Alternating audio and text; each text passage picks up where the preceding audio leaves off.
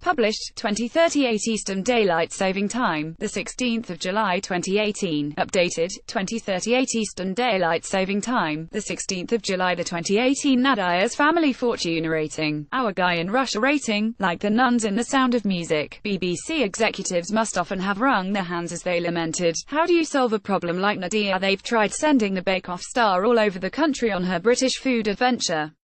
They've made her a judge on the ludicrously named Big Family Cooking Showdown. They've explored her Bangladeshi roots on the Chronicles of Nadiya. None of them quite captured the charm of the woman which first won our hearts. The solution, it seems, was to stop trying to force her into standard presenter roles, and let her do her own thing. Nadiya's family favourites. BBC Two sees her preparing the sort of meals that she learned from her mother, with foodie refinements that SHES added herself over the years.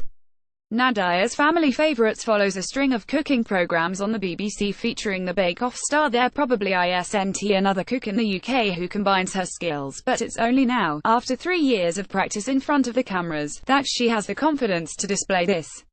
From the moment the gas cooker went on, it was plain something unusual was on the hob. Spicy porridge, made from crushed vermicelli pasta with chai spices bubbling in coconut cream. Nadiya insisted this was the taste of her childhood, but the attention to detail was all hers. Before sprinkling the dish with coconut flakes, she toasted them first. For those of us brought up on congealed Quaker oats with a watery halo of semi-skimmed on winter's mornings, her coconut pasta looked deliciously exotic.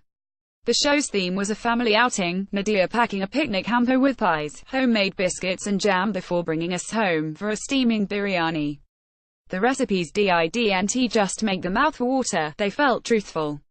As she stirred the samosa mix, Nadiya casually mentioned that she and her sisters could make 3,000 portions in a day, when a family blowout was looming. These are the meals she should have been cooking on TV all along.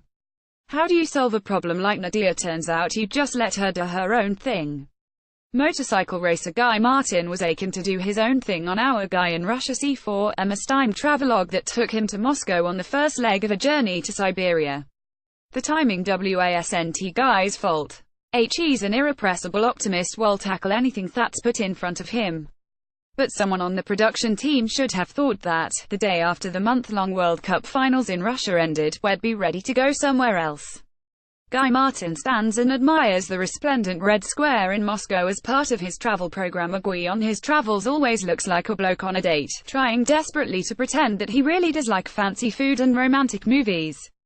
He's only alive when shown something with an engine.